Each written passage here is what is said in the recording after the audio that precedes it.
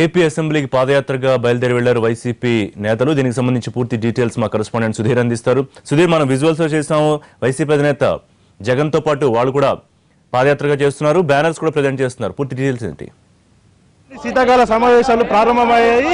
దీనికి సంబంధించి ఇప్పుడే కాల్మనీకి సంబంధించి కాల్మనీ సెక్స్ రాకెట్కి సంబంధించి ఈరోజు వాయిదా తీర్మానాన్ని వైఎస్ఆర్సీపీ పార్టీ ఇవ్వడం జరిగింది. దాంతో భాగంగా ఇప్పుడు ఆ ప్రకాశం పందులు విగ్రహం నుంచి అసెంబ్లీకి పాదయాత్రగా వైఎస్ఆర్సీపీ నేతలు బయలుదేరడం జరిగింది. పాదయాత్రను మనం ప్రత్యక్షంగా చూడవచ్చు. మనతో పాటు కొంతమంది ఎమ్మెల్యేలు ఉన్నారు, వారిని అడిగి తెలుసుకుందాం. వారి వాయిదా తీర్మానానికి సంబంధించి పూర్తి వివరాలు అడిగి తెలుసుకుందాం. వాయిదా తీర్మానం కోరుతాం, మరి ఏం చేస్తారో చూడాలి.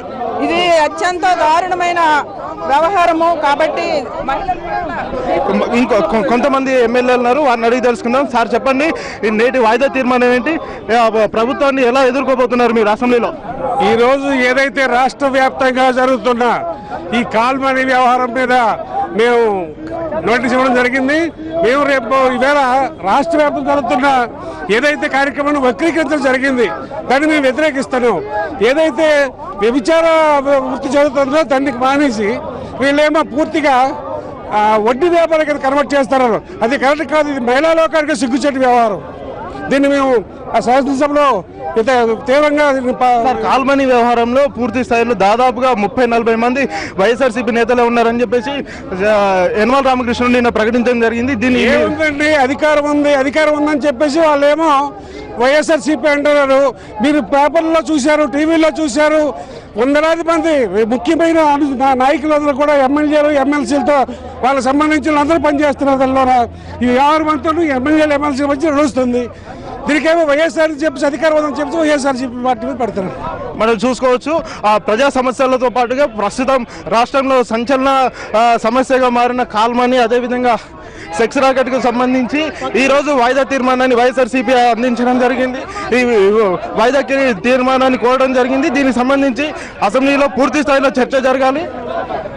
నిందితుల్ని ఇందులో ఎంతటి వారు ఉన్నా కానీ వారిని వదిలిపెట్టొద్దని చెప్పేసి ఈ వైఎస్ఆర్సీపీ నేతలు డిమాండ్ చేస్తున్నారు. మనం చూసుకోవచ్చు ప్రత్యక్షంగా ఇక్కడ నుంచి పాదయాత్రగా బయలుదేరారు. ఈ పాదయాత్ర ఇప్పుడే అసెంబ్లీకి చేరుకోవడం జరిగింది. అసెంబ్లీ దగ్గర పోలీసులు లోపలికి అనుమతించడం లేదు. మనం చూసుకోవచ్చు జగన్తో పాటుగా మిగతా ఎమ్మెల్యేలు అందరూ కూడా ఇక్కడ ర్యాలీగా రావడం జరిగింది. పోలీసులు లోపలికి అనుమతించడం లేదు. ఎమ్మెల్యేలు అందరూ కూడా పాదయాత్రగా రావడానికి సంబంధించి మనం చూసుకోవచ్చు ఇక్కడ పూర్తి స్థాయిలో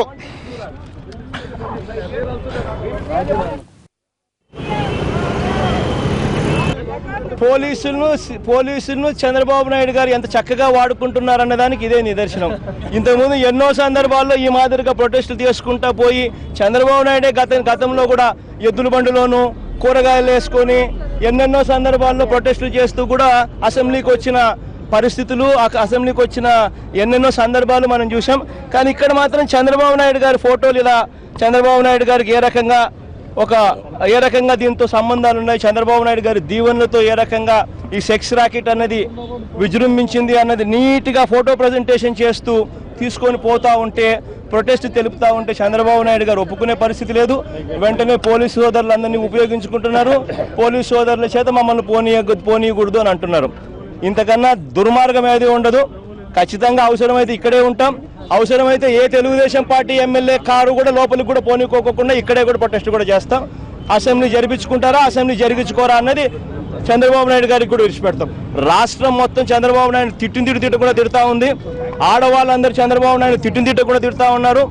ఒకవైపునేమో చంద్రబాబు నాయుడు గారు ఈ కేసును మభ్యపెట్టేందుకు, ఈ కేసును దారి తప్పించేందుకు, ఇదేదో సాదా వడ్డీ వ్యాపారం కేసు కింద చూపించేందుకు రాష్ట్ర వ్యాప్తంగా వడ్డీ వ్యాపారుల మీద దాడులు చేయిస్తాడు. ఈ కేసును డైల్యూట్ చేసేందుకు. అసలు జరిగిన ఇన్సిడెంట్ ఏంది? విజయవాడలో చేసిన వాళ్ళు ఎవరు? తన పార్టీకి సంబంధించిన ఎమ్మెల్యేలు, ఎమ్మెల్సీలు, మంత్రులు తానే చంద్రబాబు నాయుడు గారు దగ్గరుండి చేసి సెక్స్ ర్యాకెట్ను ఏదైతే ఆడవాళ్ళను ఉపయోగించుకొని, ఆడవాళ్ళను వంచి ఉపయోగించుకొని, ఆడవాళ్ళను వీడియో టేప్స్ తీసి వాళ్ళని పర్మనెంట్గా వాళ్ళని ఎమోషనల్గా బ్లాక్మెయిల్ చేస్తూ 200 పైసలకు వీడియో టేప్స్తో దొరికి ఆ కేసును డైల్యూట్ చేయడం కోసం అని చెప్పి రాష్ట్ర వ్యాప్తంగా ఇది సాదా వడ్డీ వ్యాపారం కేసు కింద చూపించే ప్రయత్నం చేస్తూ ఉన్నాడు. ఇంతకన్నా దుర్మార్గం ఏది ఉండదు. అన్ని రకాలుగా ఇది ఒక్క జగన్ ఒకడు వైఎస్ఆర్ కాంగ్రెస్ పార్టీ ఒకరే చేస్తే జరిగే న్యాయం కాదు. దీనికి దయచేసి యావత్ మీడియా మొత్తం తోడుగా రావాలి. ఇది నిజంగా మన ఇంట్లో మన పిల్లలకే జరిగితే, మన ఇంట్లో మన చెల్లికే జరిగితే, అప్పు కోసం ఎక్కడికన్నా పోయి ఆ రకంగా వాళ్ళు ఆ అప్పులు ఇస్తే ఆ తర్వాత వాళ్ళు వీడియో టేపులు దాన్ని తీసి దాన్ని దురుపయోగం చేసే కార్యక్రమాలు ఏ రకంగా చేసుకొని ఈ రకంగా చేస్తూ ఉంటే దీన్ని మనం అంతా చూస్తూ ఊరుకుంటే ఈ పొద్దు అక్కడ మొదలైంది, రేపొద్దున ఇది మన ఇళ్ళ దాకా కూడా వచ్చే పరిస్థితి వస్తుంది. దయచేసి ఇది ఎవరైనా కూడా అందరం కలిసికట్టుగా ఒకటవుదాం, కలిసికట్టుగా ఒకటై ఆ బాధితులను మన కుటుంబ సభ్యులుగా మనం భావించి వాళ్ళకు తోడుగా నిలబడదాం. అప్పుడే ఇది నిజంగా ఎండుకు వస్తుంది. దీన్ని చంద్రబాబు నాయుడు గారు వక్రీకరించే చంద్రబాబు నాయుడు గారు దీన్ని తప్పుదావ పట్టించే కార్యక్రమం ఏదైతే చేస్తూ ఉన్నాడో, ఆర్డినరీ వడ్డీ వ్యాపారం కింద చిత్రీకరణ చేసే కార్యక్రమం చేస్తాం. దాన్ని మనం అంతా కలిసి అందరం కలిసికట్టుగా దీన్ని ఆపుతాం. ఆయనకు బాగా రిటైర్డ్ జడ్జిలు చాలామంది ఆయనకు బాగా పరిచయాలు ఉంటారు కాబట్టి ఖచ్చితంగా ఈ కేసును మళ్ళీ కార్పెట్ కిందికి పంపించే కార్యక్రమం చేస్తూ ఉన్నాడు. ఇంతకన్నా దుర్మార్గం కూడా ఏది ఉండదు.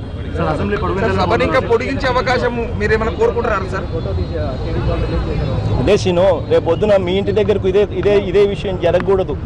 ఇప్పుడు రాజకీయంగా ఏం చేయాలి, చంద్రబాబు నాయుడు అనే వ్యక్తి ముఖ్యమంత్రిగా ఏ రకంగా స్పందించాలి, చంద్రబాబు నాయుడు అనే వ్యక్తి దీవెనతోనే ఏమి జరుగుతూ ఉన్నాయని ఎవిడెన్స్ సహా దొరికినప్పుడు నేను మనం అంతా కూడా గట్టిగా ప్రొటెస్ట్ చేస్తే నువ్వు ప్రొటెస్ట్ చేస్తూ ఉన్నావు అని చెప్పి నీ మీద ఎదురుదాడి చేసే కార్యక్రమం జరుగుతూ ఉండి వీళ్ళందరినీ కాపాడుతూ ఉంటే నిజంగా సభ్య సమాజంలో మనం ఉండి ఏం చేస్తూ ఉన్నాం? నిజంగా ఇది కరెక్టేనా? ముఖ్యమంత్రిగా ఉన్నోడు చేయాల్సిన పని ఏంది?